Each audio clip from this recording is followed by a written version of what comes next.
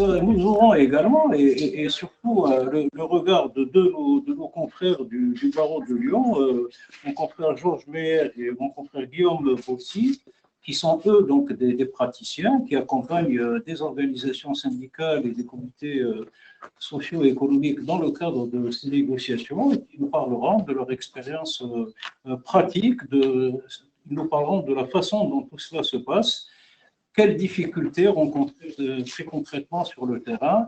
Donc, en 2021, il y a eu plus de 40 000 accords ou avenants qui ont couvert des thèmes autres que ceux de l'épargne salariale. On a une répartition à peu près de 60-40 entre les accords d'épargne salariale et les autres accords. Et en ce qui concerne les signataires de ces accords, on remarque que plus de 70% sont signés par les délégués syndicaux. 8% sont signés par des élus ou des salariés mandatés, 10% par des élus non mandatés, et après à peu près 10% adoptés par le vote des salariés à la majorité des 2/3. Donc on voit que, encore une fois, la proportion d'accords collectifs signés par les délégués syndicaux reste très importante, et même dans les entreprises de moins de 50 salariés, elle reste autour de 25%, ce qui est relativement élevé, vu la proportion de délégués syndicaux qui peuvent être dans ces entreprises. Les textes, quant à eux, approuvés à la majorité des 2/3 des salariés, forcément et assez logiquement, sont assez nombreux dans les petites et moyennes entreprises, puisqu'ils représentent à peu près 40% des accords. Donc, comme on a pu le voir, donc, les accords signés par les délégués syndicaux restent largement majoritaires, mais les autres formes de conclusion d'accords, elles aussi, ont progressé. Le nombre d'accords ou d'avenants conclus avec des élus membres d'instances progresse de façon significative depuis 2016-2017. Et les textes ratifiés aux 2/3 des salariés, elles aussi, progressent depuis 2017. En ce qui concerne, si on fait un petit focus sur les nouveaux types d'accords créés par les ordonnances, on constate que les accords de performance collective, il y en a eu un peu plus de 800, on va dire, qui ont été signés à la date du 1er juillet 2021. Et ce qui concerne les ruptures conventionnelles collectives, on en a eu un peu plus de 300. Donc on voit qu'il y a une utilisation aussi de ce dispositif par les entreprises à l'heure actuelle. Bon, après, en raison de la nature même des objectifs des différents accords, les entreprises concernées qui signent ces accords diffèrent. Les APC, eux, sont conclus dans des entreprises de taille assez variable. 65% sont conclus dans des entreprises de 11 à 250 salariés et 28% dans des entreprises de 250 salariés.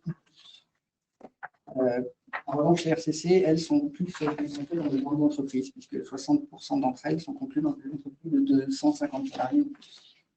Voilà en termes de tendance. Et je vais passer la parole à Catherine. Donc là, on va s'intéresser plus à la mise en place des comités socio-économiques, puisque les comités d'entreprise et les délégués du personnel ont fusionné avec les CHSCT en une seule instance avec l'ordonnance de 2017. Donc, ce qu'on peut dire, c'est qu'on a donc les chiffres du dernier rapport du comité d'évaluation qui constate qu'il y a à peu près 90 000 CSE qui ont été créés entre le 1er janvier 2018 et le 31 décembre 2020. Et on a à peu près quand même encore aujourd'hui 49 000 situations de carence pour l'absence de candidature. Ce qu'il est envisagé, c'est un accompagnement un peu donc des entreprises dans la prise en main de ces outils, on va dire, de négociation.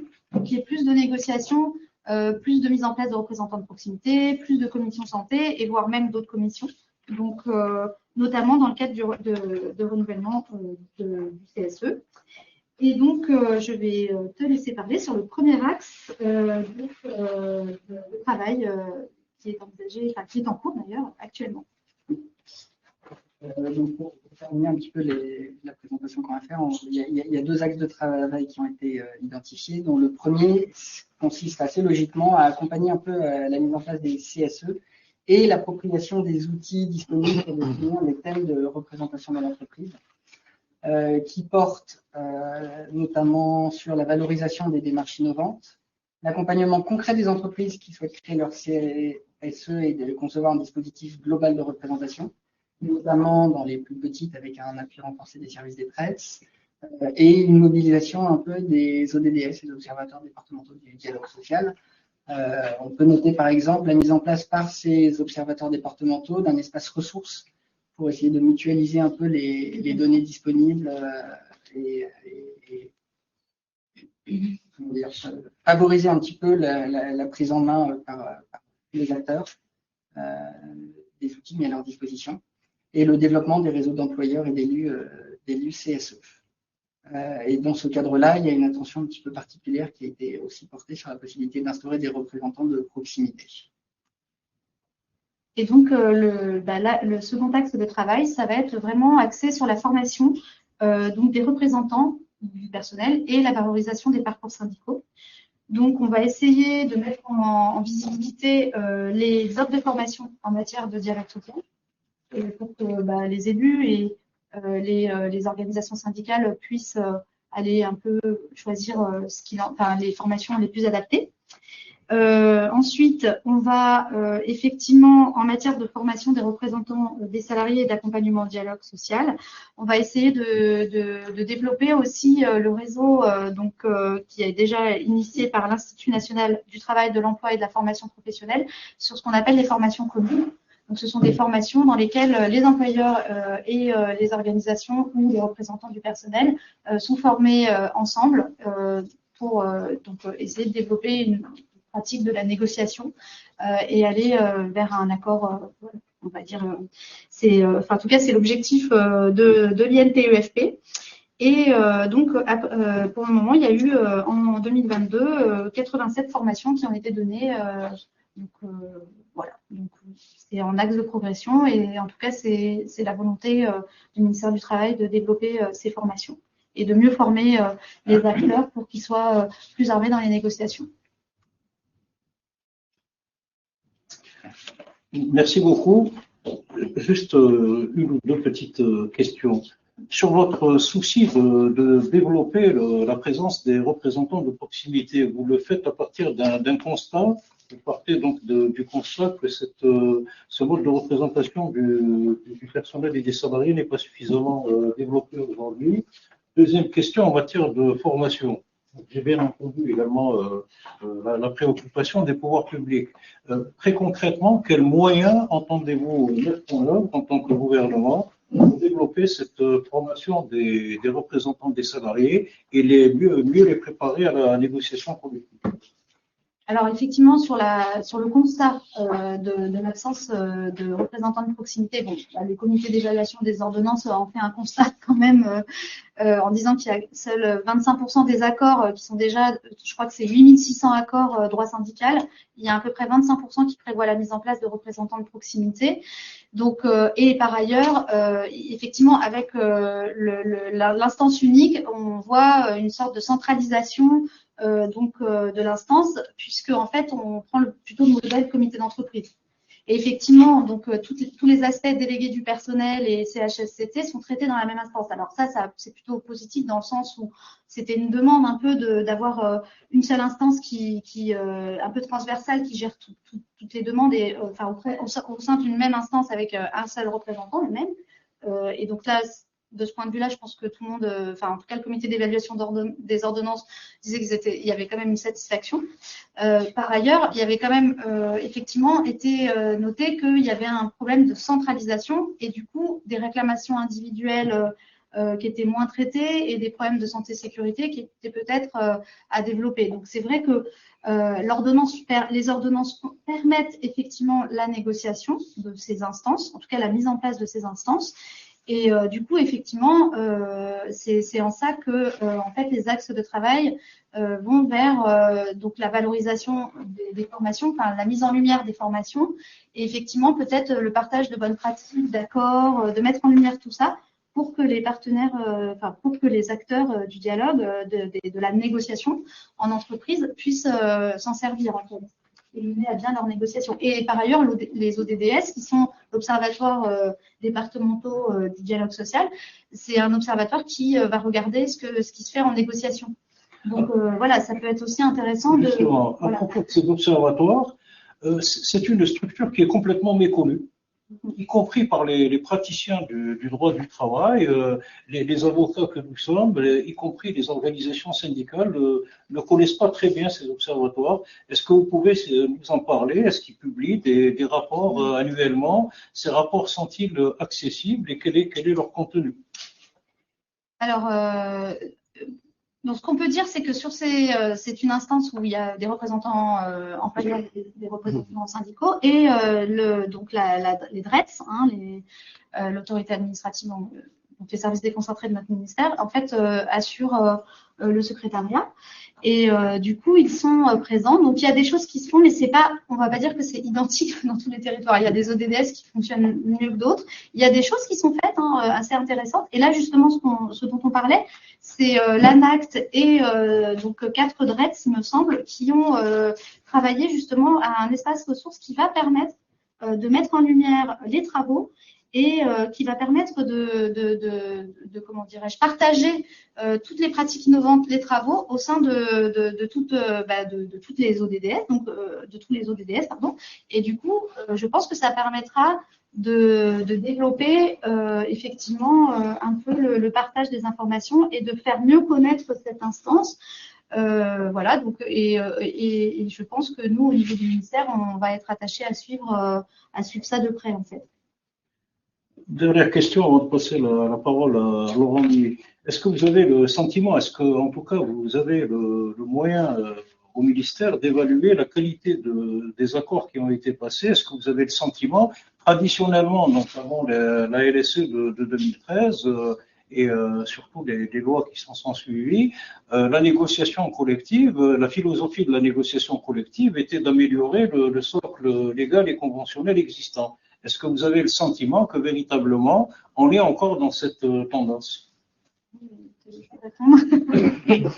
Je dirais que la difficulté que l'on a au sein du ministère, on a plusieurs dizaines de milliers d'accords qui sont déposés par an, donc c'est compliqué de pouvoir analyser l'intégralité de ces dispositions. On travaille un petit peu par échantillonnage pour essayer de voir de temps en temps. On est en train aussi, on s'est lancé dans un gros travail avec des intelligences artificielles pour essayer d'améliorer notre capacité d'analyse des différents accords qui peuvent exister. On espère aboutir d'ici un an ou deux sur ces outils. Après, globalement, on a l'impression que les choses progressent. Et, voilà, qu'il y a une amélioration globale. Je pense qu'il va falloir encore un petit peu de temps pour regarder un peu les équilibres qui se sont trouvés. De manière générale, le bilan est assez positif. Très bien. Merci beaucoup. Laurent Millet, donc universitaire, de la faculté, je le disais tout à l'heure, de Paris Sud. Quel est votre regard sur ces questions de négociation collective? Vous suivez donc l'actualité régulièrement sur les comités socio-économiques. Quel regard portez-vous sur les dernières réformes et sur la façon dont elles ont été appliquées? Merci d'abord au CNB pour l'invitation. Alors, je tiens à dire que je m'excuse au préalable de ma voix un peu éraillée, mais qui est due à une rhinopharyngite envahissante. Et donc, je vous prie de m'excuser si je suis pris de quelques quintes de tout. Rassurez-vous, apparemment, ce n'est pas plus grave que cela. Alors, moi, je pense que pour mieux comprendre les évolutions qui sont intervenues depuis 2013 et depuis la loi de sécurisation de l'emploi et depuis les ordonnances, je pense qu'il faut brièvement effectuer un retour en arrière et constater que depuis environ 2003-2004, on a plusieurs textes qui ont visé finalement à réduire les droits légaux, les droits sociaux légaux, en privilégiant le recours à des accords d'entreprise dérogatoires. Ça a été la première étape. C'est le cas principalement de ce qu'on appelle la loi du 4 mai 2004, qu'on a ensuite, alors on aime bien baptiser en France les lois, comme on le fait en Allemagne, de leur auteur ou du nom des gouvernants de l'époque. Alors cette loi du 4 mai 2004, c'était la loi Fillon, qui a posé le principe que l'accord d'entreprise ou d'établissement est susceptible de contenir des dispositions moins favorables aux salariés que l'accord de branche, sauf si celui-ci l'interdit. Et sous réserve, évidemment, de quelques droits planchers qui sont bien connus, à savoir, et qui interdisent évidemment la dérogation en moins favorable, qui sont évidemment les salaires minimaux, les classifications, la prévoyance d'entreprise et, à l'époque, la mutualisation des fonds de la formation professionnelle.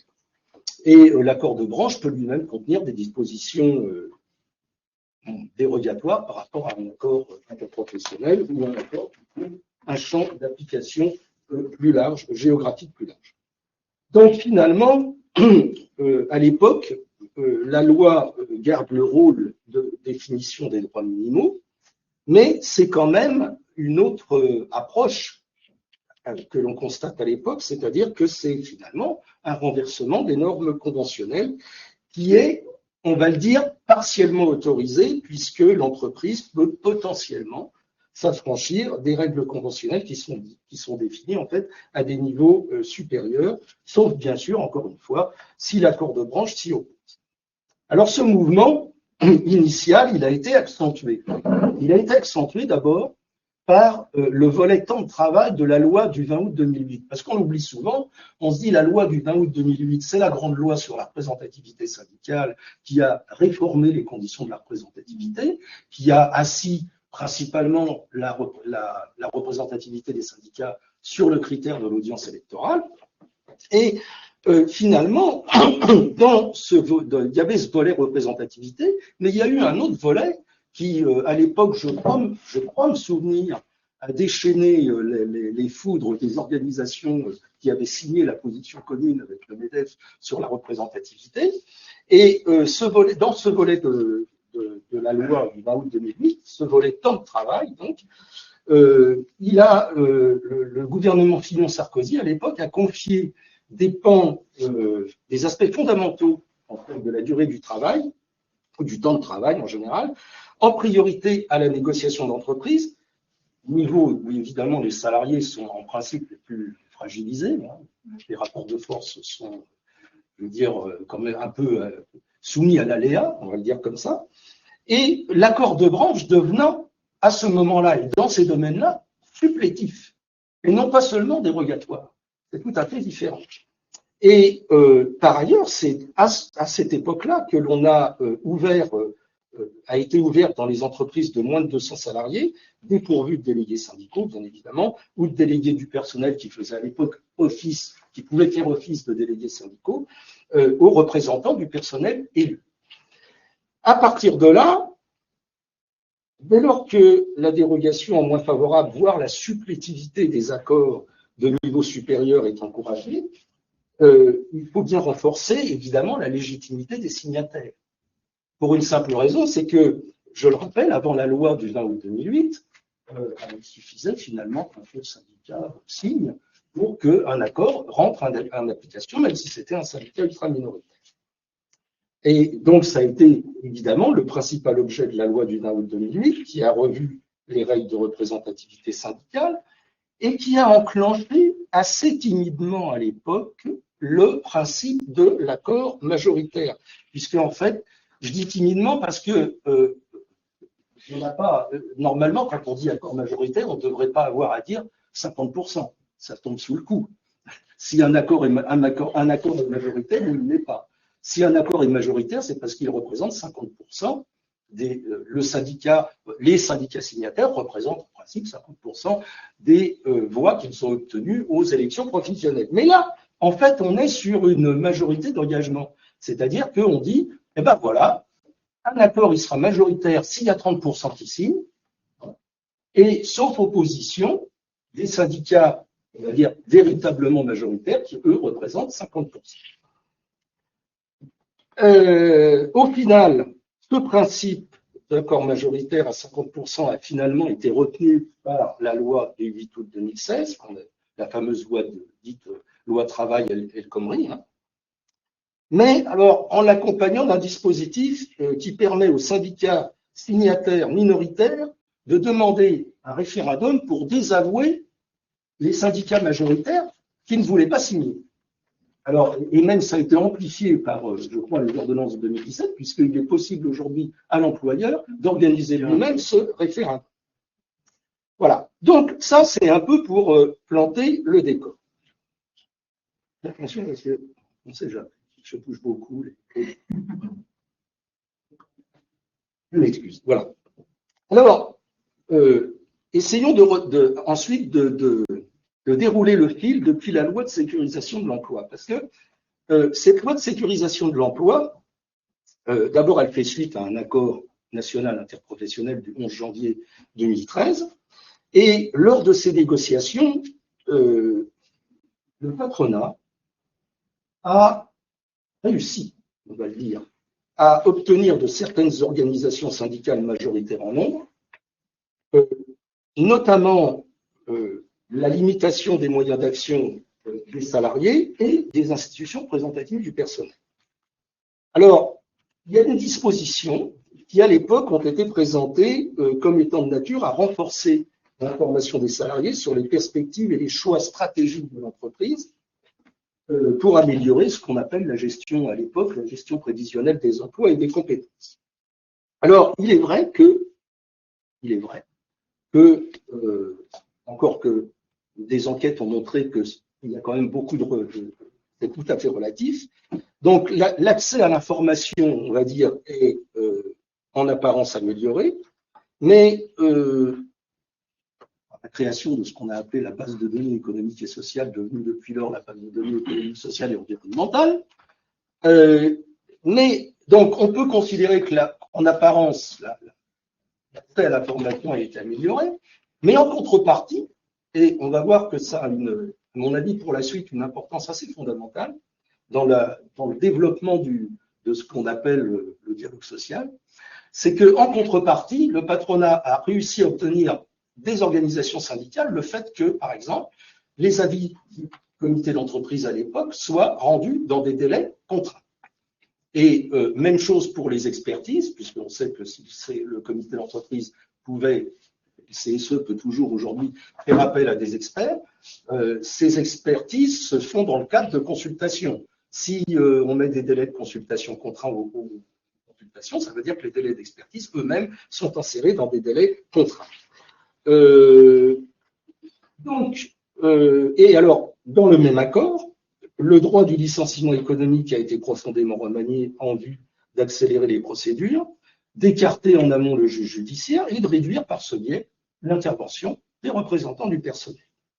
Et ceci, à mon sens, et c'est là qu'on est au cœur du sujet, c'est-à-dire qu'est-ce que c'est que le dialogue social et quel contenu il doit avoir.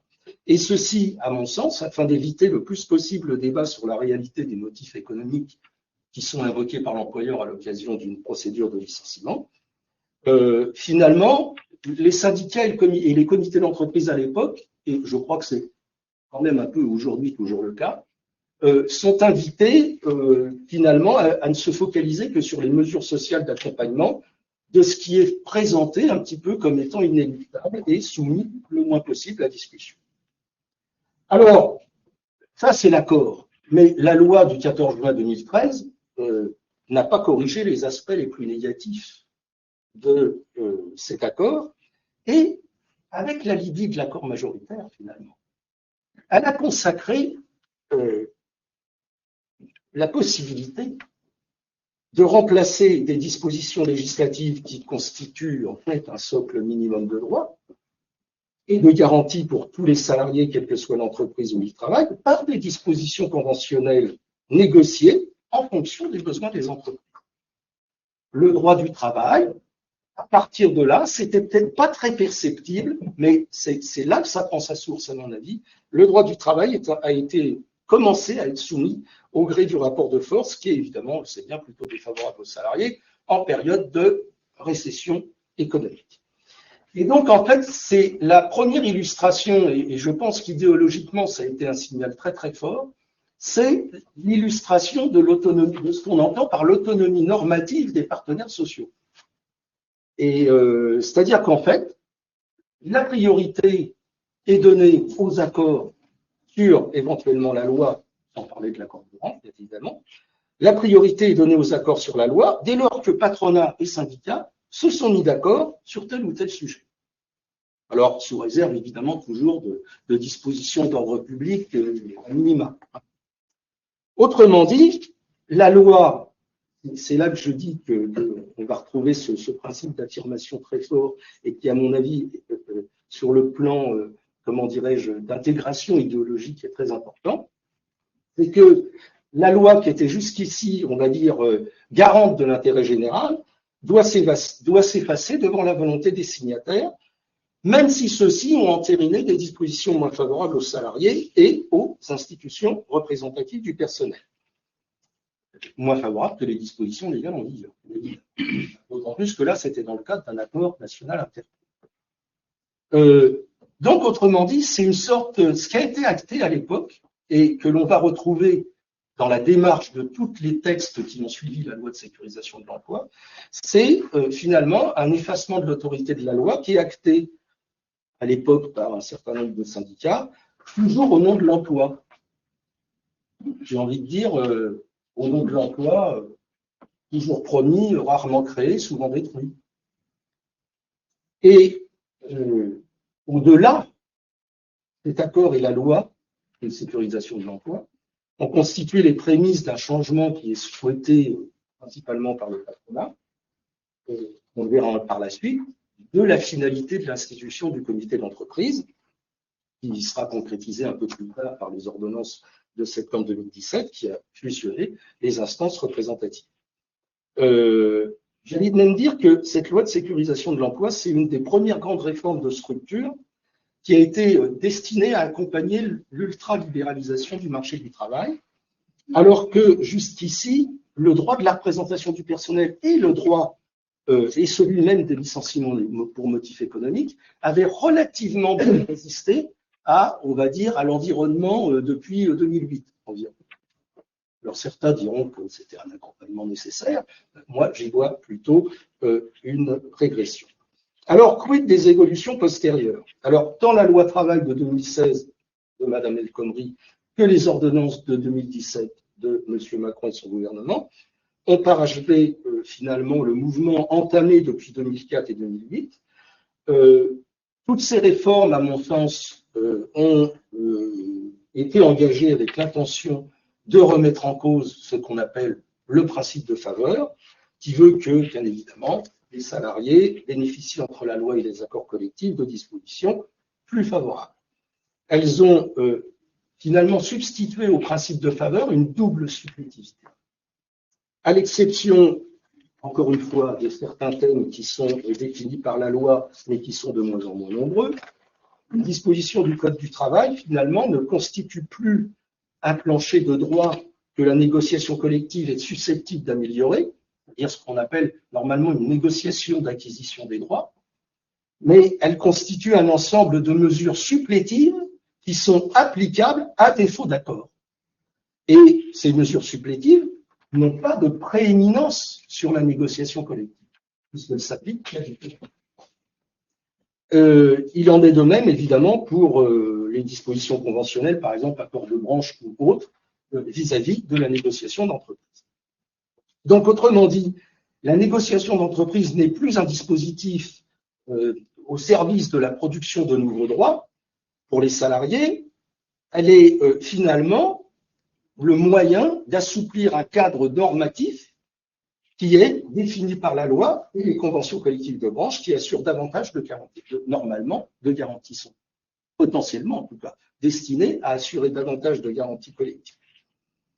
Et je vais même aller plus loin. Alors après, on aura un débat certainement, mais il s'agit, à mon sens, d'un changement de finalité du droit du travail. C'est-à-dire que, normalement, en gros, le droit du travail est un droit, le droit de subordination, quelque part. Et là, en gros, comment je pourrais dire ça? La protection des salariés se trouve placée pratiquement au même niveau que le soutien à la compétitivité des entreprises. Et donc, là, il commence à y avoir un déséquilibre flagrant. Et donc, c'est à travers ça, c'est la promotion du concept du dialogue social, où tout ce qui provient de la négociation collective est très bon, même si cela débouche sur la régression des droits. C'est un petit peu ce qu'on entend un petit peu partout. Et la question qui se pose, c'est est-ce qu'on est là dans un véritable dialogue social? D'autant plus que dans le même temps, et d'ailleurs, les statistiques que vous avez données le montrent quelque part, d'autant plus que dans le même temps, la loi encourage le contournement des organisations syndicales dans les petites entreprises. Puisque, en effet, en l'absence de délégués syndicaux, des accords peuvent être conclus avec les élus du personnel non syndiqué, et vous avez bien montré dans les statistiques que vous avez données que ces accords sont en progression dans les petites entreprises, petites et moyennes entreprises, on va dire comme ça, et moins de 50 notamment. Et en l'absence de représentants du personnel, encore pire, l'employeur peut même désormais faire valider un projet unilatéral par référendum et le présenter comme un accord. Donc, de fait, le nombre d'accords conclus dans les petites entreprises a augmenté de manière significative depuis l'entrée en vigueur des ordonnances. Je crois que ces dispositifs y ont largement contribué. Alors, évidemment, on peut y voir le signe de la culture du dialogue social s'étend aux petites entreprises. Ça peut être un point de vue, une analyse.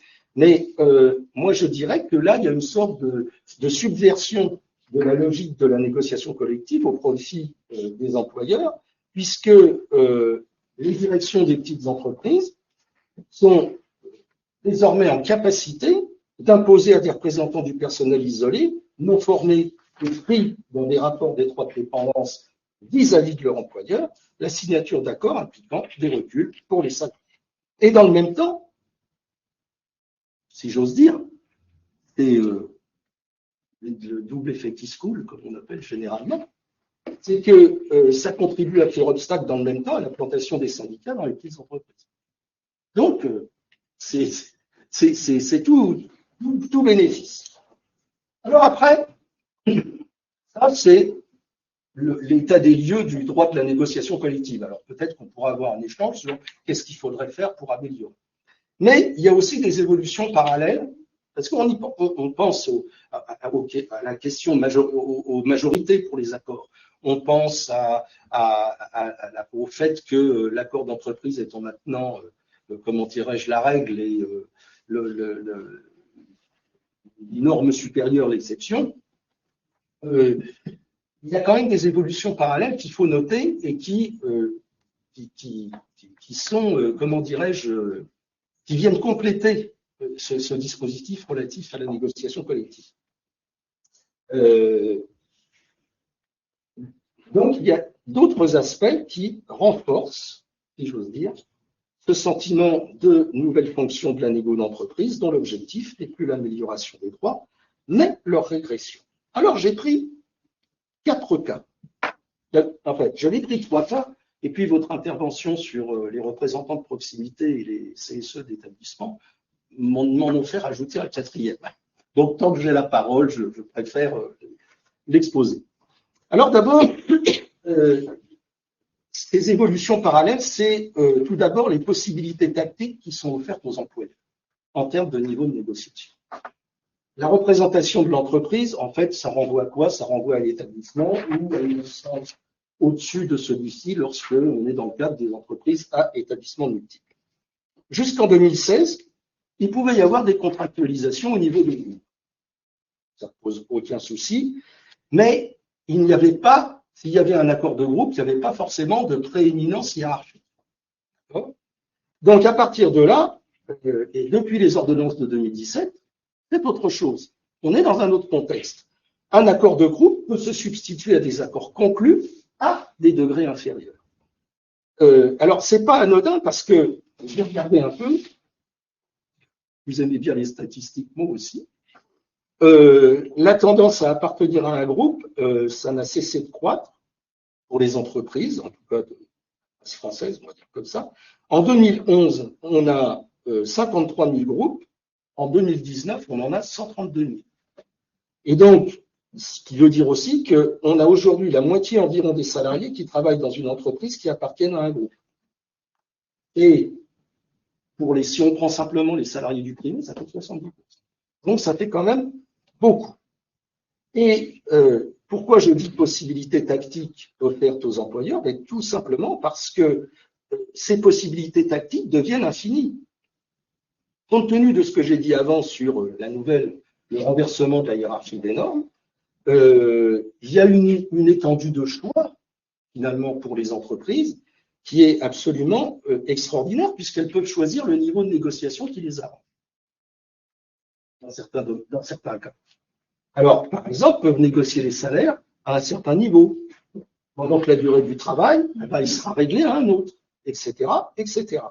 Et il peut y avoir finalement un découpage en diverses strates de la relation de travail. Donc, c'est assez inquiétant. Si j'ose dire, on est plus proche de la gestion managériale que de l'échange social. L'idée selon laquelle la négociation d'entreprise aurait rapproché le compromis social du niveau où le travail s'accomplit, c'est-à-dire en fait c'est l'idée de la décentralisation de la négociation collective, ça m'apparaît dès lors assez discutable, puisque elle a plutôt en fait remplacé un mode de centralisation par un autre beaucoup plus à la main des chefs d'entreprise.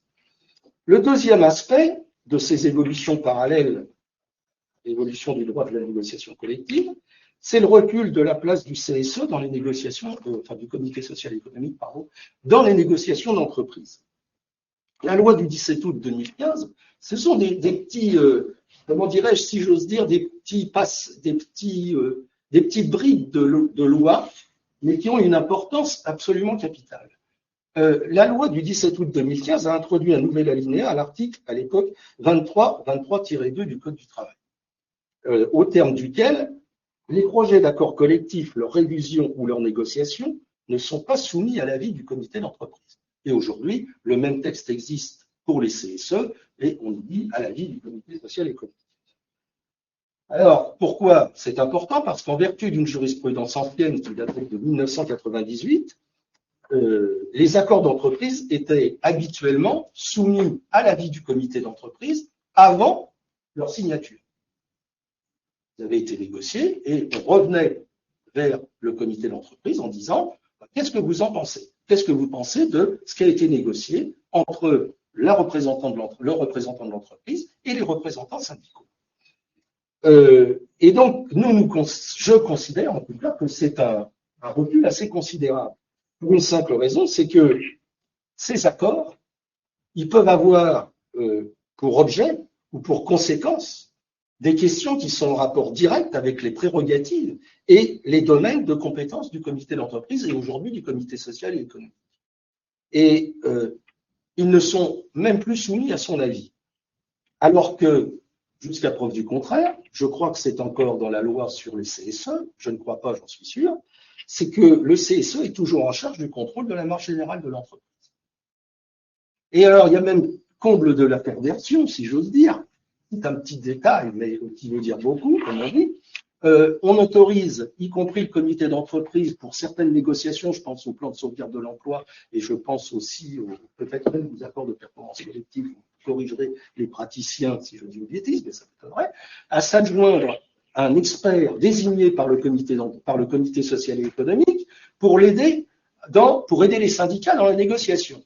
Alors, le voilà, le pauvre comité social et économique bien remercié, parce que s'il y a un accord, on ne viendra pas vers lui pour finalement le consulter sur le contenu de l'accord. Donc, je trouve qu'il n'est pas bien remercié de sa générosité. Troisième point, ça sera très court, c'est, je crois qu'il y a je crois qu'il en a été question un petit peu ce matin dans la question de l'actualité jurisprudentielle, c'est le délai de contestation des accords collectifs. Aujourd'hui, quand un accord collectif rentre en vigueur, enfin, ou publié, ou au bulletin officiel, voilà, il y a un délai de 2 mois qui se déclenche, un délai de contestation de 2 mois pendant lequel il est possible de contester le contenu de l'accord et éventuellement d'annuler soit l'accord en entier, soit l'une de ses clauses. C'est évidemment beaucoup trop court pour organiser une défense pertinente par rapport au contenu de ces accords. Et puis enfin, quatrième point, et j'en terminerai par là, parce que vous m'avez donné, l'idée de rebondir là-dessus, pardon. Vous dites que vous allez enclencher un grand plan tout à fait intéressant d'ailleurs, un grand plan de formation des élus mandatés. C'est un peu l'objectif. Et notamment par rapport à la question des représentants de proximité, par rapport à la question des commissions santé, sécurité, conditions de travail. Moi, je pense que c'est d'ailleurs, c'est amusant que vous soyez là, parce que c'est là-dessus que je voulais intervenir lors du colloque de Bordeaux la semaine dernière où vous étiez présent, et où le président m'a censuré pour dire on n'a plus le temps. Bon, alors donc je vais le faire aujourd'hui, et je crois pas que la question, ça soit seulement une question de formation. Je crois que c'est une question de centralisation. Et je crois que la réponse, c'est d'abord la décentralisation. Le gros problème, pardon, excusez-moi, et vous l'avez souligné tout à l'heure, autour d'une phrase. Je crois que madame, je ne sais plus comment elle s'appelle, qui était intervenue à Bordeaux, l'avait souligné aussi, c'est que les périmètres des nouveaux CSE ont été pour l'essentiel calqués sur les périmètres des anciens comités d'entreprise. Et d'où évidemment la perte de proximité, parce que quand vous aviez par exemple un établissement distinct hier qui n'était pas au sens du comité d'entreprise, il pouvait l'être néanmoins au sens des délégués du personnel. Donc vous aviez dans ces établissements, on va dire, plus décentralisés, vous aviez quand même des représentants. Aujourd'hui, en calquant les CSE d'établissement sur le périmètre des anciens comités d'entreprise, vous avez tout un maillage qui n'existe plus. Et moi, c'est très bien je le dis très tranquillement. Comment dirais-je, si le ministère pouvait en souffler mot à nos dirigeants, moi, je pense qu'à minima, si on veut relier, si on veut remettre du lien de proximité, je pense que la première chose à faire déjà, c'est de mettre à minima des dispositions d'ordre public en disant dans les entreprises, en fixant peut-être un seuil, il faut des représentants de proximité et d'appliquer le triptyque. C'est-à-dire qu'en gros, des dispositions conventionnelles et puis des dispositions supplétives. Parce que sinon, ce n'est pas incitatif à la négociation. Résultat, combien 2500 accords en gros sur les représentants de proximité. Un peu plus. Mais voilà, 2500 accords. Donc, alors, moi, je pense, après, peut-être je peux me tromper, mais je pense que, qu'on le veuille ou non, lorsqu'il existe des dispositions supplétives, contrairement à ce qu'a dit d'ailleurs, à mon sens, Christophe Fradet l'autre jour encore à Bordeaux, c'est quand même incitatif pour les employeurs à négocier, surtout si les dispositions supplétives sont quand même relativement exigeantes par rapport à ce qui est, comment dirais-je, à ce pourquoi on est appelé à négocier. Voilà, je vous remercie. Merci beaucoup. Est-ce que vous souhaitez réagir à Madame Rico?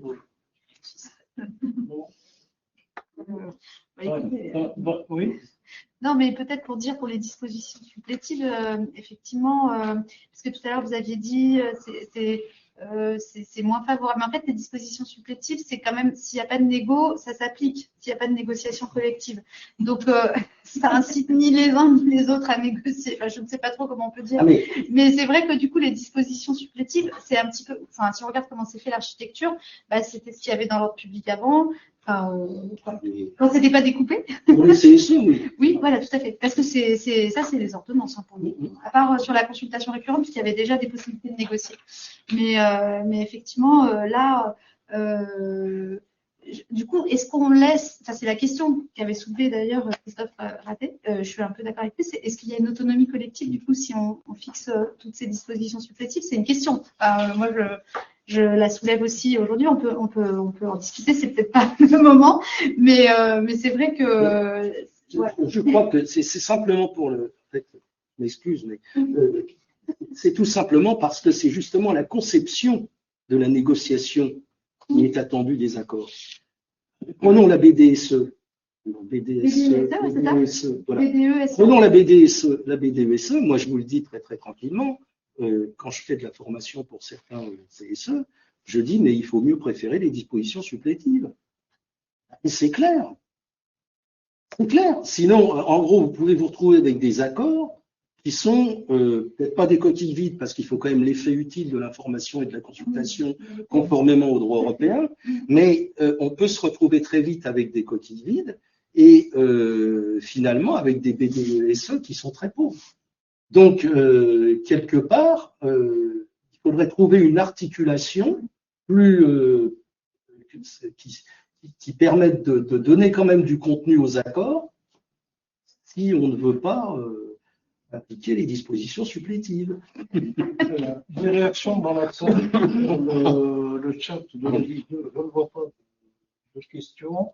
Je vais donc passer la parole à nos confrères Béer et Bossy, qui donc, je l'indiquais tout à l'heure, sont des praticiens, participent à la négociation et à l'élaboration d'accords collectifs, et donc ils vont nous dire quel est leur sentiment, ils vont nous dire quelles conditions à leurs yeux il faut réunir pour une bonne négociation et comment aboutir dans les meilleures conditions à un accord. Ils nous diront également à leurs yeux quelles sont les choses à améliorer. Donc je vous passe bien volontiers la parole. Merci beaucoup. Alors, moi, je voudrais réagir un peu aux propos du professeur Mignet.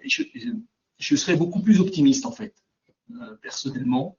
Moi, je fais du conseil entreprise. Donc, moi, à chaque fois que je négocie l'accord, c'est du côté de l'entreprise. Moi, je pense qu'on nous a donné un champ des possibles, une liberté dont il faut s'emparer. Je pense qu'on peut faire beaucoup de belles choses.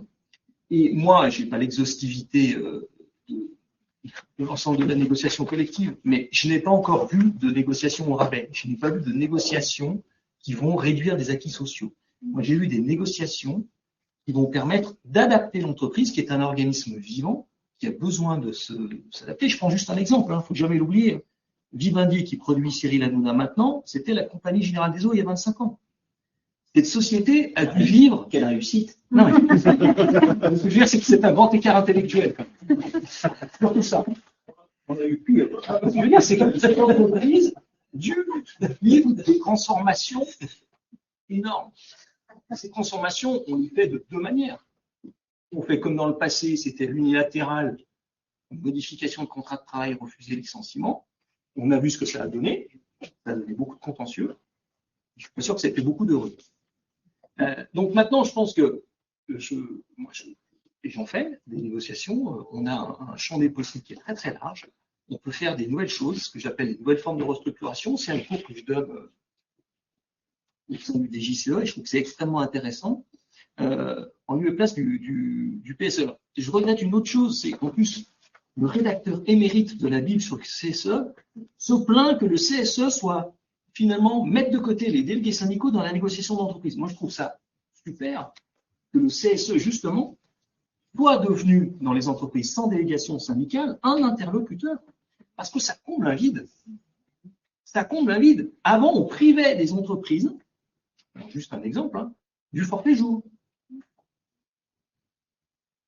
Dans des petites entreprises de 4-5 salariés, parce que dans les grands groupes, on peut aussi avoir des petites entreprises, pas que des entreprises de 500 ou 1000 personnes, elles étaient privées de cette négociation collective, elles étaient privées de cette possibilité de mettre en place le forfait jour. Actuellement, le forfait jour pour les cadres, à mon sens, ce n'est pas une régression sociale, bien au contraire, parce que si on demande à un cadre maintenant de lui enlever le forfait jour et de revenir à 5 semaines de congé 35 heures, il quitte l'entreprise. Donc, moi, je serais beaucoup plus optimiste et beaucoup plus content de voir ça. Et je rappellerai toujours que tout ceci ne se fait pas de manière unilatérale, parce que si l'entreprise veut mettre en place sa nouvelle structuration par le biais de la négociation collective, encore faut-il qu'il y ait la majorité qui signe. Et je suis aussi partisan d'une idée que le salarié dans l'entreprise n'est pas un mineur incapable. Moi, je pense que c'est un majeur capable. Les délégués syndicaux, les organisations syndicales ont un rôle fondamental, mais on ne peut pas priver les entreprises, les salariés des entreprises sans organisation syndicale, de cette capacité à le faire. Et moi, j'ai vu des accords d'entreprise, et notamment avec des CSE, où on arrive à construire des choses qui sont très équilibrées et qui sont très intéressantes. Et in fine, les salariés en sont, de manière concrète et pratique, contents, parce que derrière, il n'y a absolument aucun contentieux. Aucun contentieux. Je ne sais pas si tu veux rajouter quelque chose à ce stade. Alors après, on avait prévu quelques éléments, donc justement sur les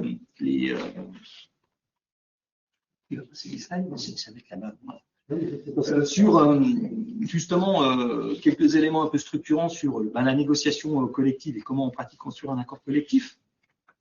Donc on va parler à deux voix avec Georges. Je vais commencer par les fondamentaux. Je rappelle les enjeux de la négociation d'entreprise. Je vais dire un mot du prisme, je veux dire conseil entre salariés, organisations syndicales, CSE. Oui, peut-être on voulait, avec Guillaume Bossy, vous proposer peut-être une approche un peu chronologique du processus de négociation. D'abord, un premier point avec quelques fondamentaux, des éléments qui concernent la phase amont de l'ouverture d'une négociation, sur la négociation proprement dite et sur la phase aval, en quelque sorte, de s'agissant des considérations générales, moi je pense que le sujet pose deux questions qui n'ont pas encore été abordées, qui sont assez peu souvent abordées. La première question, c'est qu'est-ce que la négociation collective? La deuxième, c'est, entendu la DGT donner des chiffres et évoquer le dynamisme de la négociation collective, et ça me renvoie, moi, à la question de savoir ce que sont les indicateurs de satisfaction. Qu'est-ce qui permet que la négociation collective est satisfaisante? Sur le premier point, s'agissant de la question de qu'est-ce que la négociation collective, à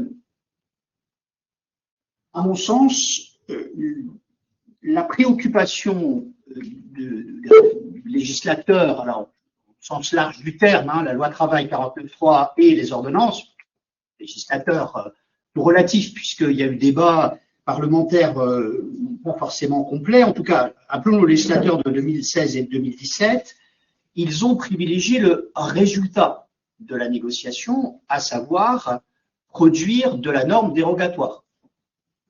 Et, à mon sens, on s'est insuffisamment intéressé au processus de la négociation. Je suis un défenseur forcené du compromis comme le fruit co-construit d'une discussion, de la conciliation d'intérêts qui ne sont pas forcément les mêmes, qui sont parfois opposés, comme le résultat d'un rapport de force. Mais pour que l'on puisse réellement parler de négociation collective, à mon sens, il faut que l'on corrige, et je crois que ça devrait être le rôle du législateur, et à défaut de législateur de la jurisprudence, du juge, de corriger de la symétrie et de permettre un rééquilibrage, parce qu'on est dans un déséquilibre des forces à tous les stades. J'y reviendrai au fil de cette chronologie que je me proposais d'évoquer avec Guillaume. Il y a, à mon sens, une insuffisance de règles sur le bien négocié. On voit de la culture de la négociation qui a du mal à prendre les formations communes. L'INT se débat avec ça depuis des mois et des années, pardon, ça prend pas.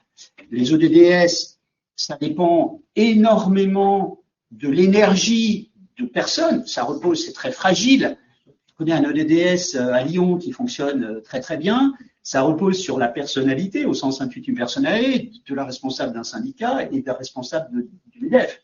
Et ils luttent l'un et l'autre pour que les EDBS produisent quelque chose sur le plan d'expérimentation, sur le plan de l'outillage, etc. Mais c'est vrai que c'est compliqué.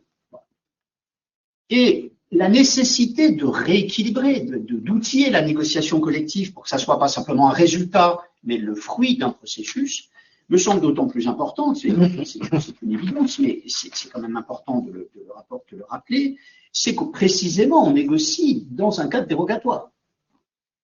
Ça a été dit ce matin, je crois par le doyen Hugo, l'accord collectif était moins en moins contractuel et de plus en plus réglementaire. À partir du moment où l'accord collectif, c'est le droit que l'on crée, aujourd'hui le droit du travail, il est beaucoup dans l'accord collectif, ça renvoie, me semble-t-il, à la nécessité impérieuse de renforcer la qualité de la négociation. Le juriste dirait, la qualité de l'accord dépend de la qualité de la négociation. Bon, en tout cas, ce que produit l'accord dépend intimement de la manière dont c'est mené. C'est d'autant plus important qu'on a une complexification des sujets et qu'on est dans une négociation, chacun le sait, ça a été dit par Romy tout à l'heure, on n'est plus dans une négociation d'acquisition de droits nouveaux, plus de salaire, plus de temps, plus de qualité de travail, on est dans une négociation, alors les optimistes disent d'amélioration de la performance globale de l'entreprise, du bien-être des salariés, etc. Bon, un certain nombre de situations, on est quand même dans de la négociation de sac de sable, hein. On essaie de limiter les impacts d'eux. Mais ça peut être le fruit d'un compromis. Mais encore faut-il que l'on soit du côté des représentants du personnel, en capacité d'eux. Or, bon, ils sont faibles, les syndicats sont faibles, le niveau requis pour négocier des sujets extrêmement complexes, un écart extrêmement important.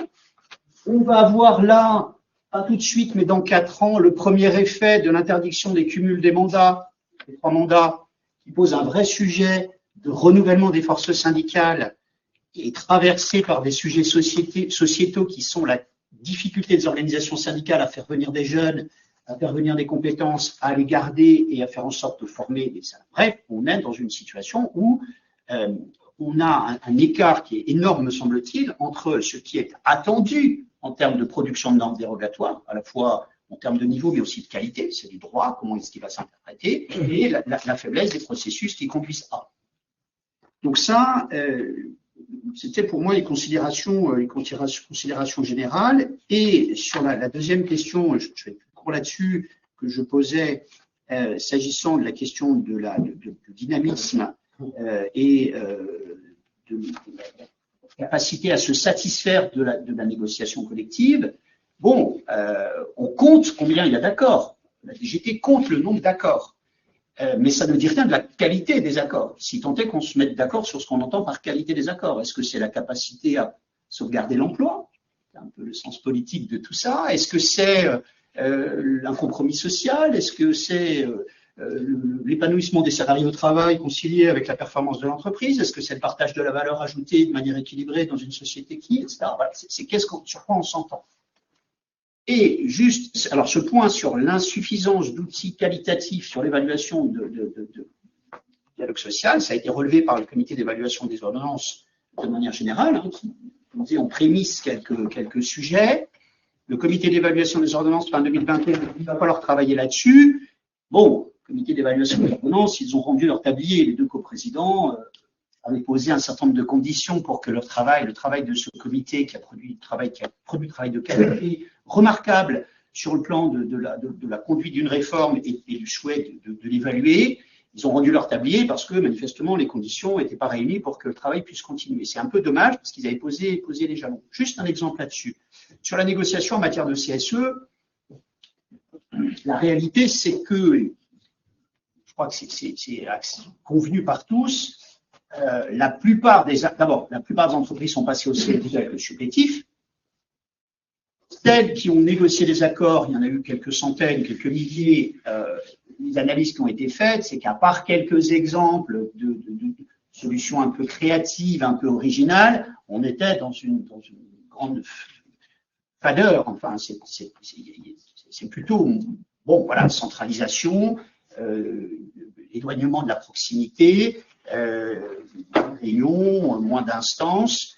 Et le résultat de l'évaluation qui a été faite des accords de CSE, c'est que la négociation n'a pas produit à part quelques exemples, encore une fois, et on voit, on en a lu, j'en ai accompagné certains, on a créé des choses un peu originales. Pour le reste, on est quand même dans quelque chose d'assez banal. Hein. Donc voilà, la qualité de la négociation sur le CSE, par exemple, n'a pas été quelque chose d'extraordinaire. Voilà, sur ces propos pour l'instant introductifs, en ce qui me concerne, me semble-t-il, le besoin que l'on a aussi de se déplacer, de ne pas regarder que le résultat, mais de regarder comment on y arrive. Et là-dessus, j'aurai l'occasion de dire quelques mots tout à l'heure, je trouve qu'on n'a pas suffisamment, on n'a pas outillé, en tout cas, suffisamment les choses hein, sur la loyauté, etc., mais dont on parlera tout à l'heure. Moi, je compléterais d'une chose sur la négociation d'entreprise. C'est vrai qu'on ne peut pas comprendre vitesse et précipitation. Mais c'est vrai que le temps d'entreprise n'est pas forcément le temps des salariés.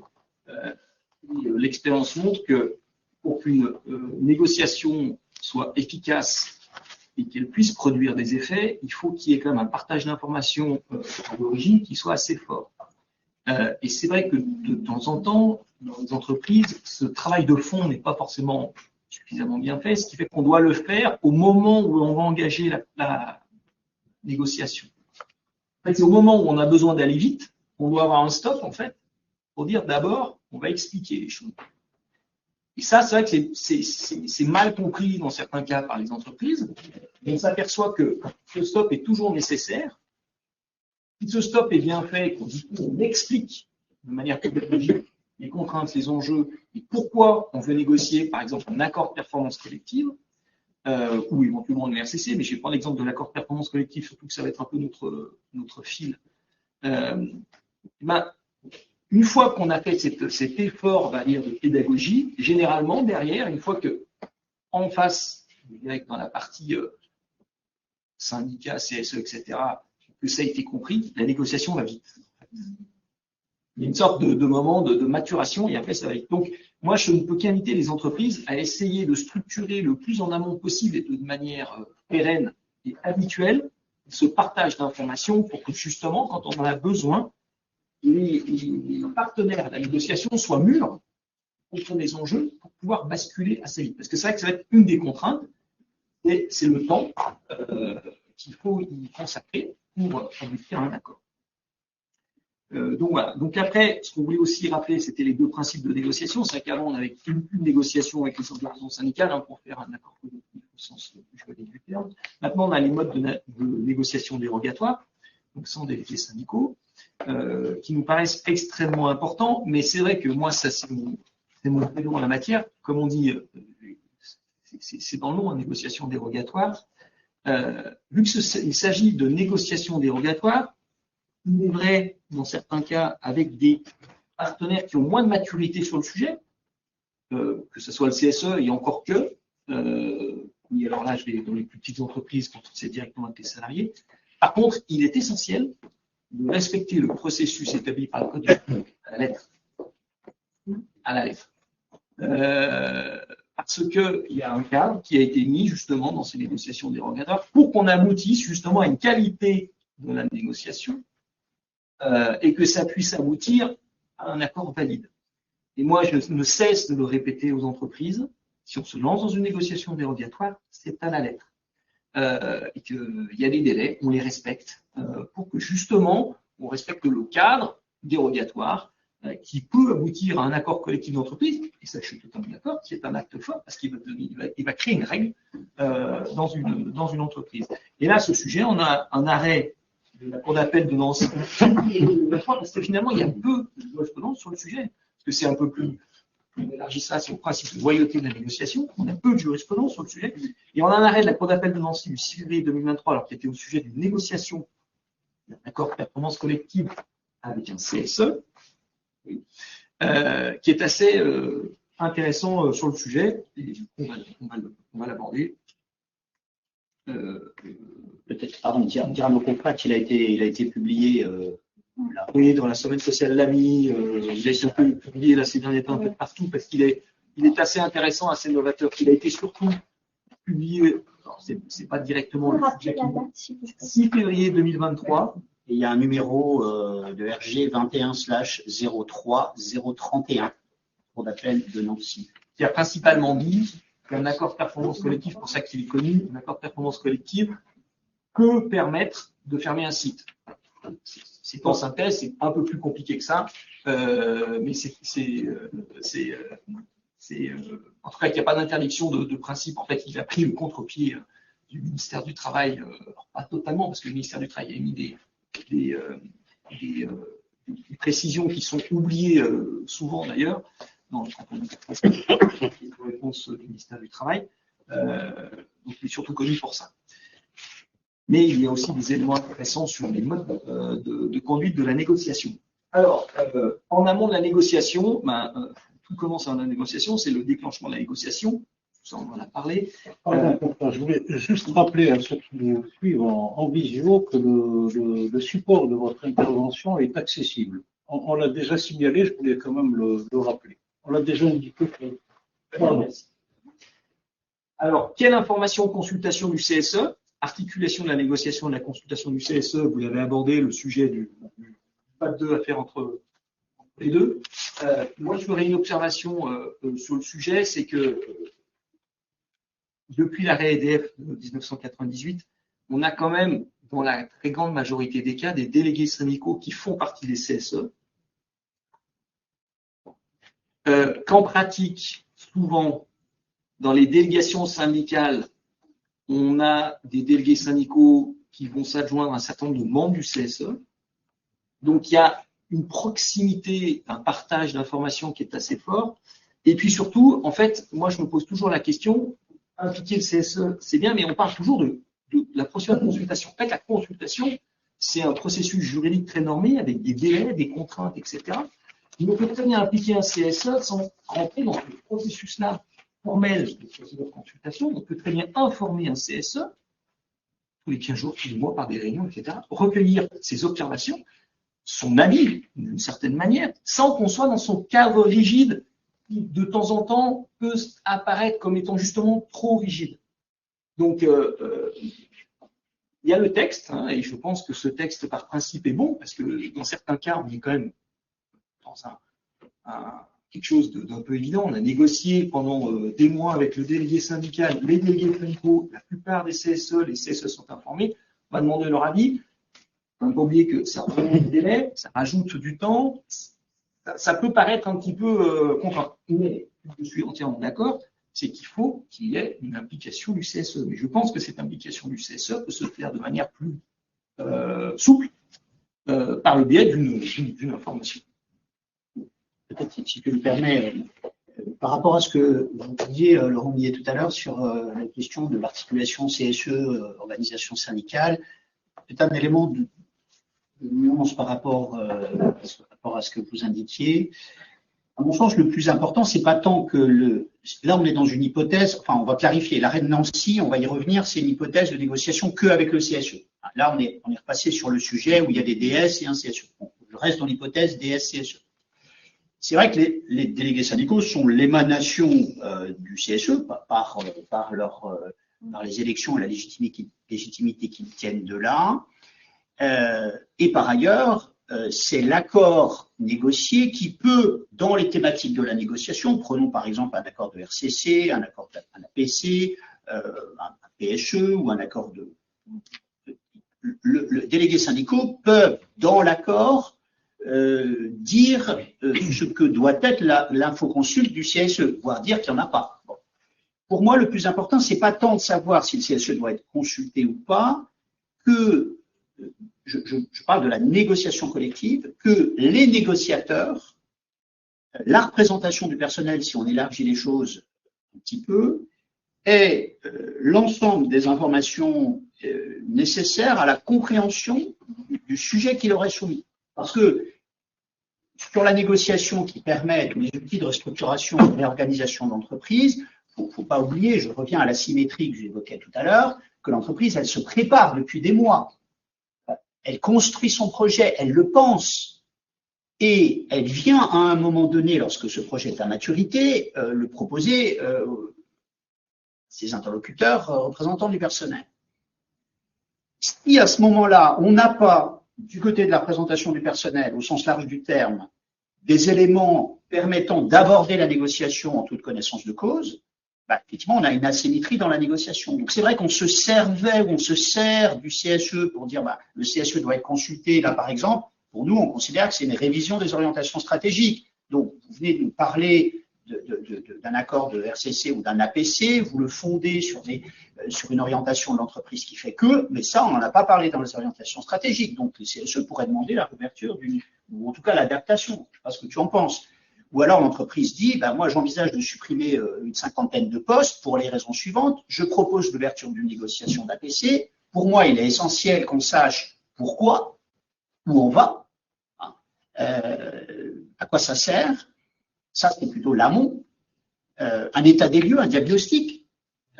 Et puis, éventuellement, j'allais dire, en aval de l'accord, les conséquences de cet APC sur l'organisation du travail, les conditions de travail, ce qui reste. Important, ce qui reste. Surtout si on a des accords qui se déroulent dans le temps, on a parfois des APC qui s'étalent, pas des APC, oui, des APC ou des accords de convention collective qui s'étalent dans le temps. Donc il y a aussi des effets sur la charge de travail, l'organisation du travail. Bref, l'idée d'utiliser le CSE, mais en tout cas de ne pas le neutraliser, ça me semble essentiel par rapport à la compréhension, c'est ce que je disais tout à l'heure, de quoi on a besoin pour négocier correctement. Et là, parfois, effectivement, on a des négociations qui s'ouvrent avec on a encore des problèmes d'accès à l'information régulièrement, problématique de rétention d'informations. On est obligé de batailler pour avoir l'information, les explications du pourquoi, des conséquences, etc. Et puis également, je vais dire un mot de la BDESE. Bon, ça fait 10 ans bientôt, on va fêter les 10 ans de la BDSE. La réalité, c'est que les seuls qui ont gagné quelque chose à la BDSE, c'est ceux qui ont produit des logiciels d'accès à la BDSE à peu près. Hein, voilà, et je dis ça d'autant plus facilement que je trouvais que c'était un bel outil en 2013. Aujourd'hui, c'est un truc qui est mal fagoté, dont les élus ne savent pas utiliser, ne se le font pas approprier, donc la BDSE n'a pas forcément réglé le sujet. Donc, sur la question de l'info-consul du CSE, je pense que le plus important, là on parle de la négociation productrice de normes, processus de négociation, il faut que les négociateurs du côté salarié sachent quels sont les tenants, les aboutissants du sujet qui leur est soumis. Oui, ça, on revient au partage de l'information et de l'effort de conviction, ce qui pose la question de l'intérêt de l'accord de méthode. Qui est là pour justement permettre de dire de quoi on a besoin pour se mettre dans les bonnes conditions de la négociation. Moi, le constat que je fais en pratique, souvent du côté entreprise, c'est que c'est toujours l'aspect temps, c'est de se dire il faut commencer par négocier l'accord de méthode pour après négocier sur le fond. Ça peut avoir des fois un effet pas forcément très attractif. Donc, on peut se poser la question, est-ce qu'il ne faudrait pas avoir en fait un accord de méthode à froid qui structure par principe les négociations, on le fait une bonne fois pour toutes, il y aura une règle du jeu interne, on s'est mis d'accord, on se partage les intérêts.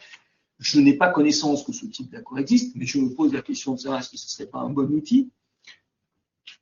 Allez-y, je vous en prie. Donc voilà, l'intérêt de l'accord de méthode, mais le principal écueil pour moi, c'est l'aspect temps. Problème. J'allais dire sur un plan institutionnel. Les missions et prérogatives du comité social et économique et celles du syndicat sont différentes. Bien. D'un côté, on a le CSE qui est chargé de s'intéresser aux questions en rapport avec la marche générale de l'entreprise, alors que les syndicats représentent l'intérêt collectif d'une profession. Bien. On revient à cette difficulté qui est cette absence consacrée dans la loi maintenant de consultation du comité d'entreprise. Je ne crois pas, pour ma part, c'est vraiment une appréciation tout à fait personnelle, qu'il s'agisse simplement d'un problème de personne. Je ne crois pas que le fait d'associer dans la négociation, à la négociation, des représentants du personnel au sein du CSE soit de nature à régler la difficulté. Moi, je pense que pour avancer, il faut vraiment travailler, comme le suggérait notre confrère Meyer, sur la question de la qualité de l'information. Ceux qui vont négocier, ce sont ceux qui forcément, surtout quand on est sur des accords, dont la nature, l'objet sont en rapport avec des questions relatives à la marche générale de l'entreprise. Eh bien, ceux qui connaissent ces sujets, ce sont ceux qui siègent au CSE. Ils connaissent ces questions, ils en sont informés régulièrement. Et un syndicaliste, quelle que soit sa qualité, peut ne pas comprendre les enjeux à travers un projet d'accord qui lui est soumis. Donc, si la loi ne prévoit rien aujourd'hui, je pense que la solution passe davantage par l'amélioration de la qualité de l'information à donner à toutes les institutions représentatives du personnel et dans une démarche de loyauté, ce que malheureusement, en tout cas moi je le dis dans ma pratique, cette position, cette attitude de loyauté dans la communication d'une information complète, totale et sincère est un véritable problème. Voilà. Je voudrais avoir votre sentiment sur cette question. Partage de l'information, on est entièrement d'accord. De toute façon, en pratique, j'ai encore eu l'expérience il n'y a pas très longtemps, c'est qu'à un moment donné, le CSE, les organisations syndicales, voulaient avoir plus d'informations pour comprendre le projet. Donc, il a fallu faire un stop, il a fallu faire une procédure de consultation, alors qu'on n'était pas obligé, mais on l'a fait pour justement partager cette information.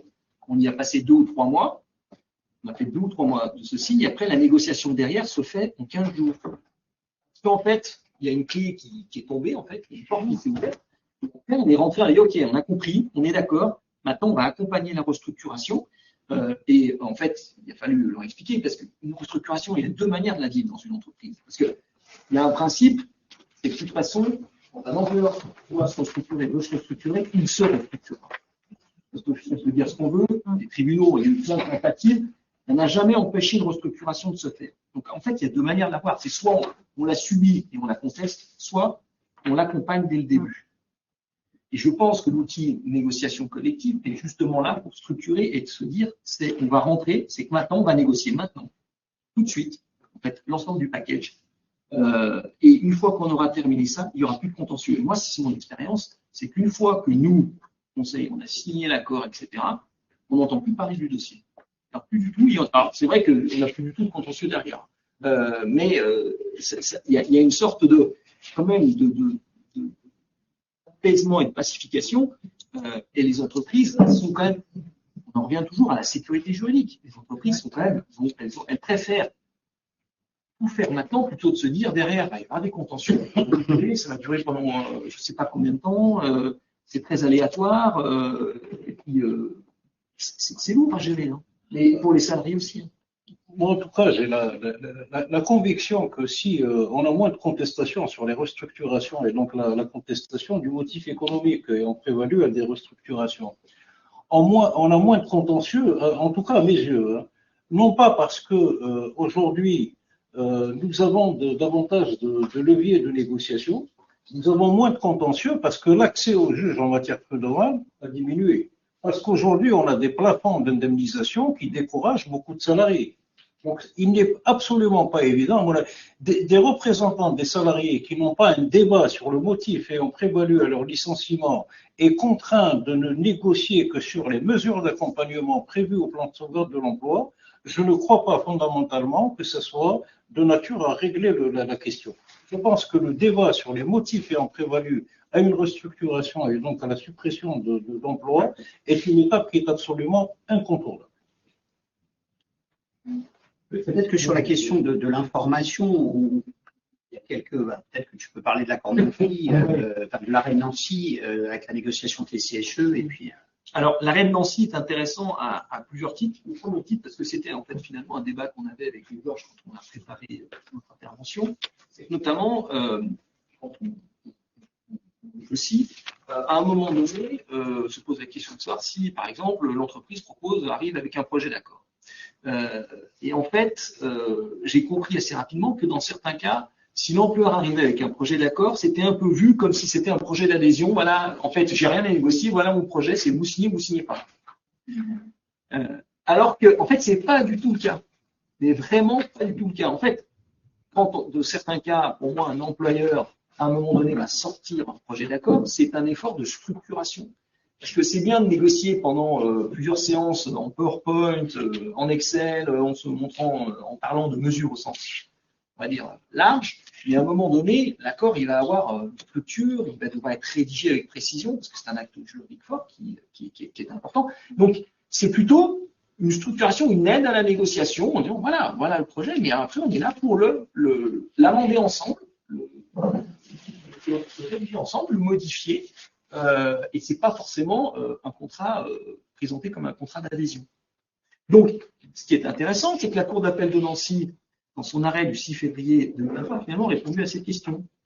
Et je cite la Cour d'appel de Nancy, elle dit, comme l'a justement indiqué le premier juge, le fait que le projet d'accord ait été rédigé par l'employeur, dès lors qu'il était susceptible d'être amendé à la demande des élus au CSE, comme ça a été le cas, puisque sa signature a été précédée de réunions et d'échanges, ne permet pas de caractériser qu'il n'a pas été élaboré en l'espèce de manière conjointe.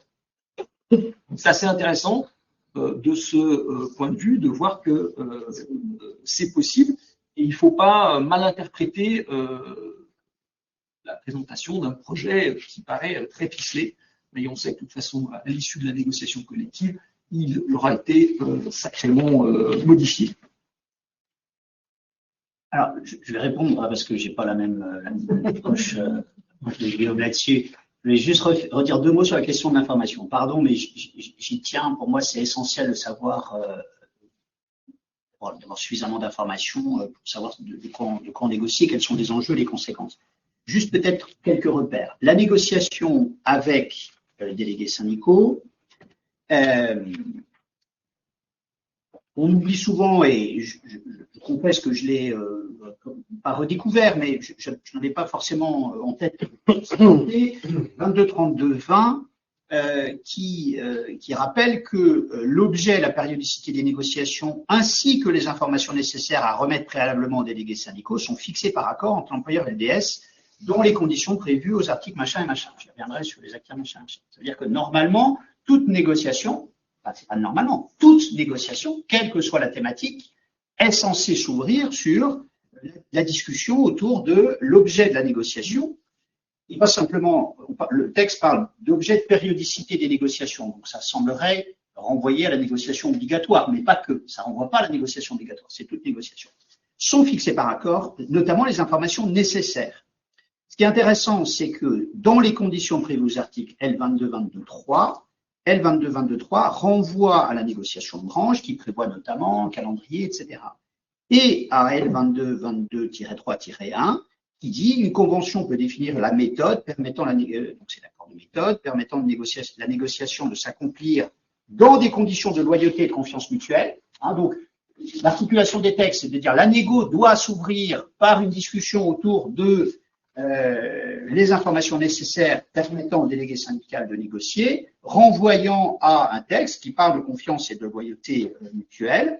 Et puis, L22-22-3-1 qui porte sur l'accord de méthode est intéressant en ce que il indique que, sauf si la convention en stipule autrement, la méconnaissance de l'accord de méthode, si on a un, n'est pas de nature à entraîner la nullité des accords, dès lors qu'est respecté le principe de loyauté entre les parties. Alors, il faut suivre la négation de la négation, mais en tout cas, on a quand même cette architecture qui dit il faut discuter des informations nécessaires. Avant, on est dans le pré-contractuel. Bon.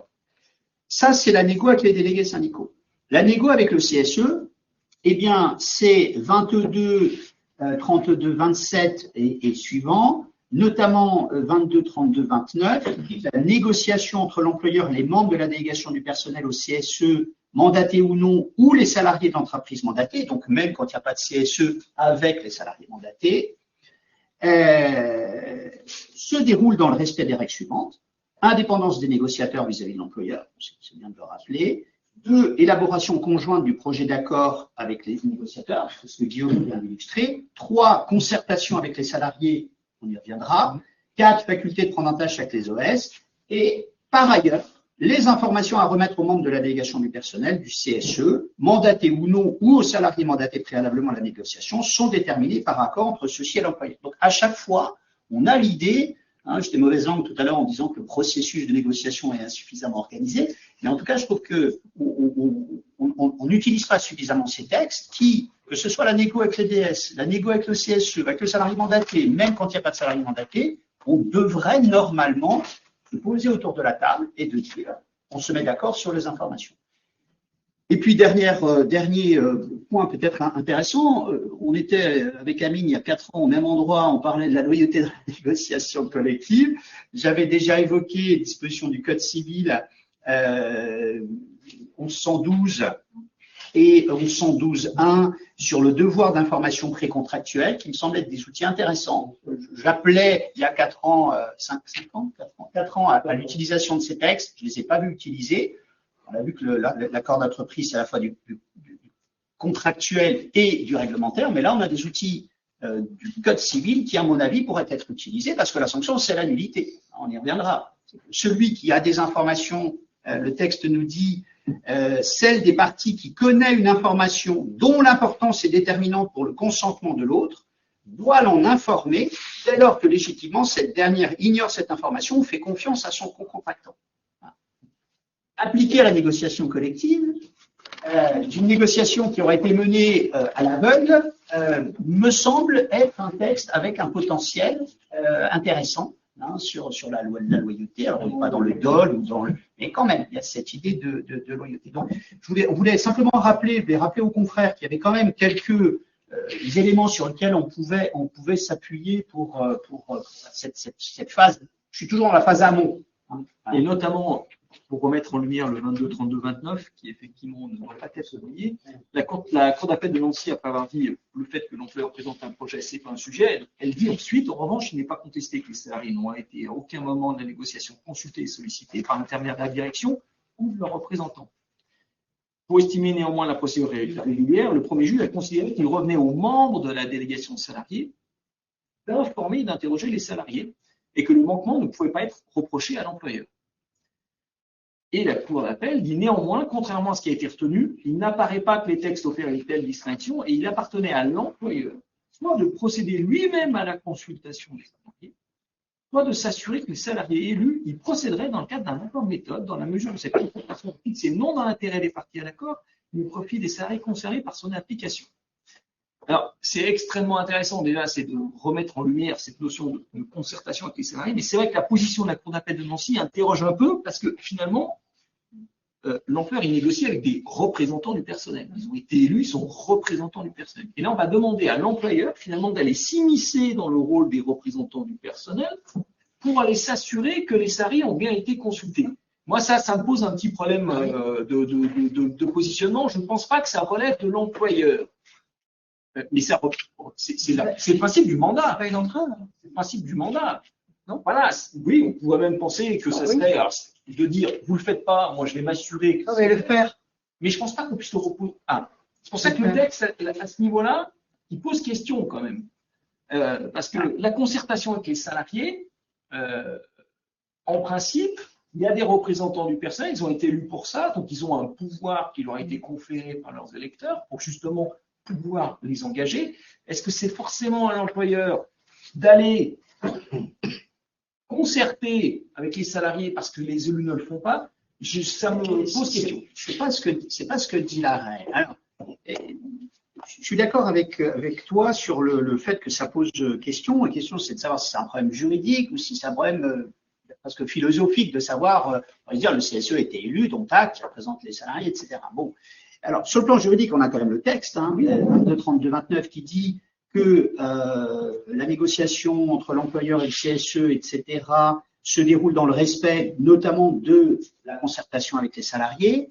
Et donc, effectivement, moi, je suis gêné que ce soit l'employeur qui soit ici, en tant que l'arrêt soit un arrêt d'annulation, mais en réalité, on voit comment le CSE a négocié. Vous lirez les faits de l'espèce. Le CSE a négocié dans sa bulle. Et c'est ça aussi la particularité d'un CSE qui n'est pas forcément une instance habituée à la négociation. L'organisation syndicale a des adhérents, il y a du descendant et du remontant, elle fait remonter les positions de sa section, elle redescend de la position de la négociation, il y a une espèce de... C'est classique, c'est presque dans l'ADN normalement, le fonctionnement normal d'une section syndicale. Là, on a un CSE qui a négocié dans sa bulle et vous verrez que dans les faits d'espèce, la Cour d'appel relève que le CSE ne s'est à aucun moment concerté avec les salariés. Alors, à l'espèce, il ne faut pas oublier que l'accord modifiait de manière importante le lieu de travail de 4 salariés. Un APC. C'est-à-dire qu'ils ont le CSE, en signant l'accord, modifiait quasiment de fait le contrat de travail des intéressés. C'est vrai que c'est un peu utopique. Oui, c'est vrai. Personne n'allait pas en parler aux intéressés. Bon. En tout cas, effectivement, ce que dit la Cour d'appel, qui vient casser le jugement de Bar-le-Duc, qui avait dit c'est pas à l'employeur d'eux, je crois, de mémoire. La Cour d'appel dit si le CSE l'a pas fait, c'est à l'employeur. Non pas à l'employeur d'assurer la concertation avec les salariés, merci, restez chez vous, l'employeur, c'est pas votre boulot, mais s'assurer que le CSE l'ait fait. Bon, Cette lecture, on le tient un peu par la main, mais c'est plutôt cette lecture de la décision. c'est cette lecture aussi. En tout cas, sur la question, Encore la conséquence, c'est l'annulation de l'accord. c'est ça. Là, on était dans la phase de négociation proprement dite. La conséquence, c'est l'annulation de l'accord. Pour Excusez-moi, revenir à ce que, oui. qui a introduit l'action? Alors, un syndicat. Oui, mais de salariés. Ouais. Hein, sachant qu'il y a des contentieux prud'homaux en parallèle sur les licenciements, parce qu'en fait, c'est les salariés qui ont refusé l'APC, qui ont été licenciés. Donc, il va y avoir un débat intéressant sur la question. Voilà, c'est la CDT métallurgique qui a contesté l'accord qui avait été signé par le CSE. Il va y avoir un débat intéressant devant la juridiction prud'homale. Est-ce que c'est un licenciement sans cause réelle sérieuse ou est-ce que c'est un licenciement nul? Voilà, à suivre, parce qu'il y aura le contentieux, il me semble intéressant. Je ne suis pas d'accord avec Guillaume sur le fait que l'employeur qui vient dans une négociation avec un accord entièrement rédigé, finalement, ça facilite les choses. Ça structure totalement. Celui qui tient la plume, pardon, hein, les juristes, celui qui tient la plume, il oriente le truc. Hein. Donc, moi, je ne suis pas favorable au processus de négociation qui, pardon de dire les choses comme ça, infantilise les représentants du personnel, des négociateurs du côté salarié, en disant, vous ne savez pas écrire, on va vous écrire. En fait, la réalité, c'est que stratégiquement, l'employeur emprunte, enfin, marque son empreinte. Il y a le plan, il y a la structure. On évoquait avec Guillaume, là, quand on discutait ensemble, on préparait ça. J'accompagne une équipe syndicale sur la négociation d'un accord de RCC, de convention collective. On a passé pas mal de temps à négocier un accord de méthode. On a passé du temps sur l'avant. Première réunion de négociation, la veille, on avait un accord qui disait 72 heures, etc. L'employeur transmet un accord totalement rédigé, 36 pages, 40 pages, et j'appelle ça la négociation à trous, puisque certains sujets étaient à négocier, à discuter. L'essentiel était discuté, le nombre d'emplois, alors qu'on avait dit dans l'accord méthode qu'on voulait négocier le nombre d'emplois supprimés. Ça semblait un élément.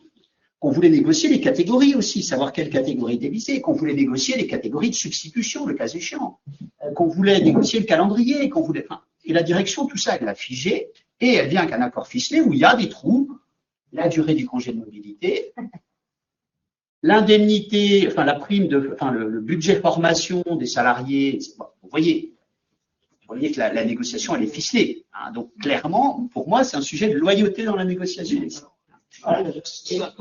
La première demande, moi, dans tous les accords de RCC que j'ai pu conclure, la première demande, avant même de lancer la négociation des organisations syndicales, c'est quel est votre projet d'accord, hein? C'est ça. Alors, vous avez raison. Moi, c'est la question que j'allais poser. Si, Concrètement, comment si moi, mes clients arrivent sans projet d'accord, en fait, ils me disent, on a l'air de Vous avez raison, Bah oui. et je me bats souvent contre mes clients, J'essaye de leur expliquer, et c'est compliqué aussi parce que c'est pareil dans les PSE, les organisations syndicales sont avec une pression forte des salariés qui veulent savoir quand, combien, quand ça va se passer, et c'est compliqué de leur dire attendez, voilà. Donc je suis d'accord, hein, et jamais vu un CSE. j'essaye moi de dire que c'est une négociation qui doit être plus globale et qu'il faut avancer pas à pas. Moi je suis plutôt adepte de la négociation par tableau, ou par grands items, par grands sujets, et on passe à la phase rédactionnelle, mise en forme, à la fin de la négociation. Mais c'est des approches aussi de ce qu'on entend par la négociation. Et je trouve que le fait d'être, on est quand même pas, on reste, c'est aussi une culture du côté syndical. Hein. Voilà, c'est une culture du côté syndical. On est dans l'attentisme, on prend jamais la plume ou rarement. Et pour moi, c'est aussi un sujet de rééquilibrage de la négociation comme étant aussi un processus co-construit. Qu'est-ce qu'on co-construit en fait? Rien. Non, alors je suis tout à fait d'accord. effectivement, il faut arriver avec un projet en rappelant que tous les thèmes du projet sont ouverts à la négociation. Il ne faut pas que ce soit, c'est une trame, et quand on a des accords avec des clauses obligatoires, voilà, l'idée, ça reste, ça mérite. Mais c'est vrai que et que ce soit d'ailleurs dans une négociation d'un accord d'entreprise, mais dans une négociation commerciale ou quoi que ce soit, il est quand même rare qu'aucune des deux parties n'arrive avec une première proposition. Enfin, mais cette proposition, alors ça dépend des thématiques, hein, mais cette proposition. Dans la philosophie, en revanche, pour une loi, c'est avoir l'idée de pouvoir tout négocier, ça très bien. Quand on négocie des transactions pour une entreprise installée, vous êtes bien content qu'on fasse le premier projet. Vous amendez la famille. C'est aussi le moment où arrive le projet. Est-ce qu'il arrive tout au début ou est-ce qu'il arrive après une réunion ou deux On a déjà posé les points essentiels. Mais est-ce qu'on a le temps de le faire relire à son avocat? Ouais. Non, mais ça pose fondamentalement plusieurs questions de base. C'est-à-dire que, vous l'avez dit, il y a un problème de culture. C'est-à-dire comment on approche le dialogue social. Parce que côté entreprise, il est vécu comme un obstacle. Comme une contrainte, pardon, pas un obstacle, mais comme une contrainte au développement de la société, alors que nous, ici, je pense qu'on est tous d'accord pour considérer que c'est au contraire un levier de développement de l'entreprise. Ça pose le problème fondamental de la conception du dialogue. Donc, quand vous dites une partie arrive avec un projet d'accord déjà rédigé, ça pose la question de comment on conçoit, et quand on a fait un petit peu de négociation raisonnée, quand on s'est formé au processus au mode amiable de règlement des litiges, on s'aperçoit que c'est absolument pas comme ça qu'on doit faire et que c'est au contraire un travail de co-construction et pas un travail d'adhésion ou de discussion à la marge de certains sujets. Donc ça aussi, c'est un problème culturel.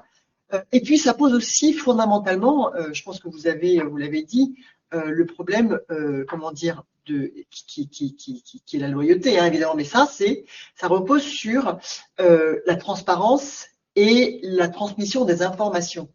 Parce que si on n'a pas les informations, en tout cas si le CSE estime qu'il n'a pas les informations, alors là, fatalement, c'est impossible d'avoir une négociation parce que le dialogue suppose la loyauté des informations.